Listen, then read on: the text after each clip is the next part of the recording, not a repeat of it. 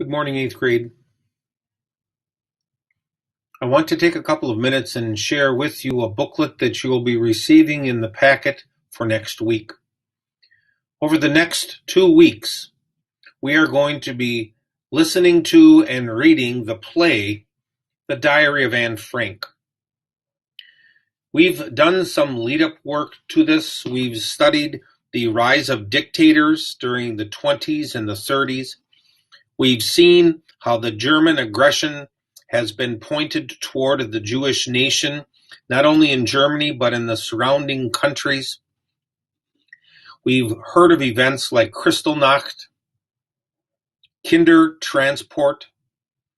We've seen how countries like Britain, under the leadership of Winston Churchill, have been put at risk.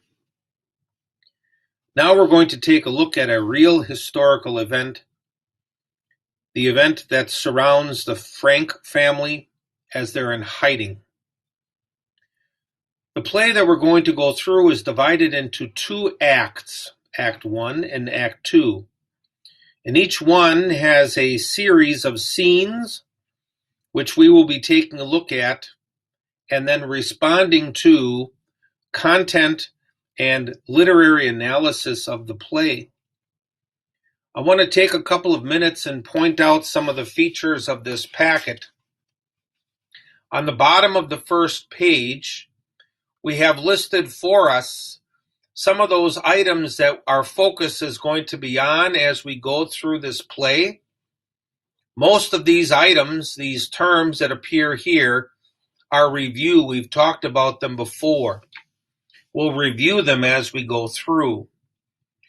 These Common Core standards are those same standards, those same benchmarks, expectations as you would come across as you would be taking your MAP tests. This simply tells you specifically those standards that are expectations of things that you should be able to do as we complete this play.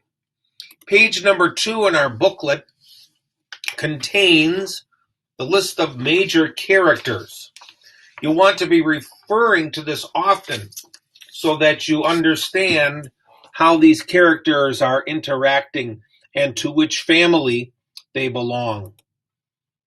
On page number 3, there are some details concerning the literary analysis of a play. As you know in the past from reading some plays like The Monsters Are Due on Maple Street, that we don't read the staged directions. We don't read the person's names. Rather, those things like stage directions are taken and visualized by the actions of the characters. As we've mentioned before, this is a historical event. It belongs on a timeline, and some of those events that we've already studied would have come before this event. It happened, those events that we studied were things that happened at the tail end of the 1920s, the 1930s. And so, as we proceed, we're going to be able to identify with some of these events on this timeline. Again, remembering that a play and its setting is going to create a mood or a feeling.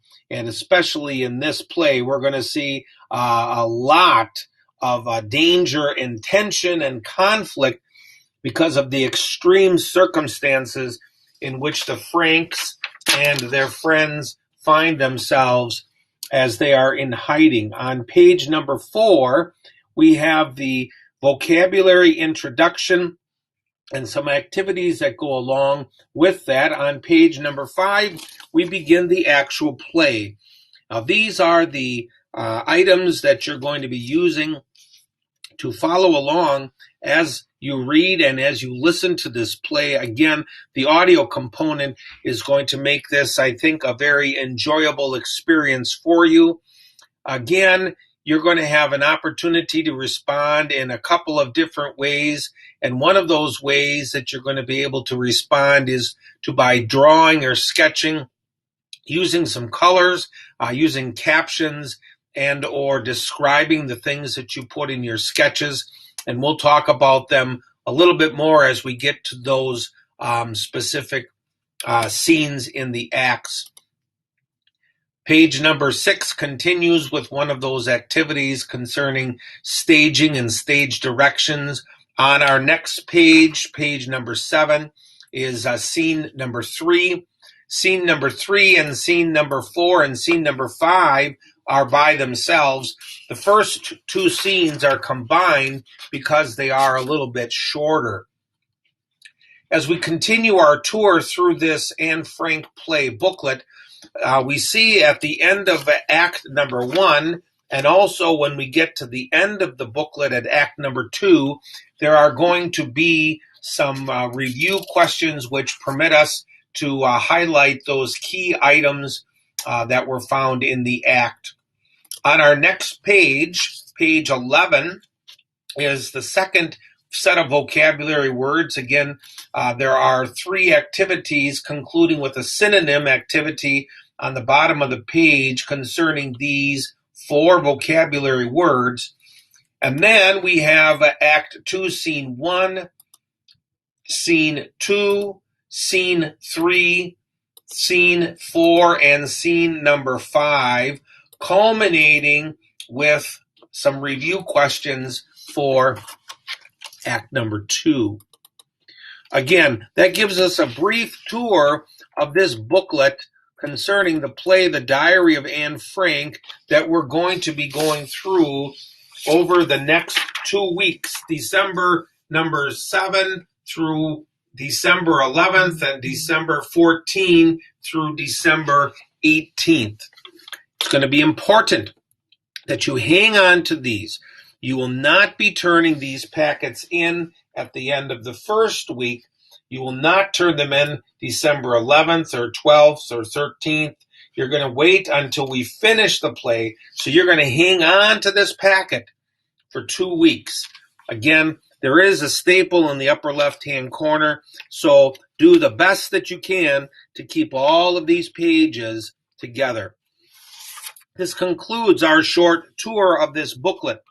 If you see anything in this booklet that is confusing, be sure to contact me.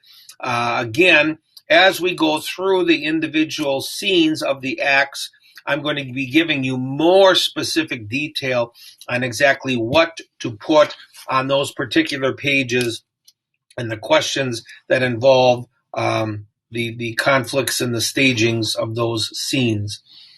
Again, questions, please contact me by way of Go Guardian. Thanks for following along, and we'll talk soon.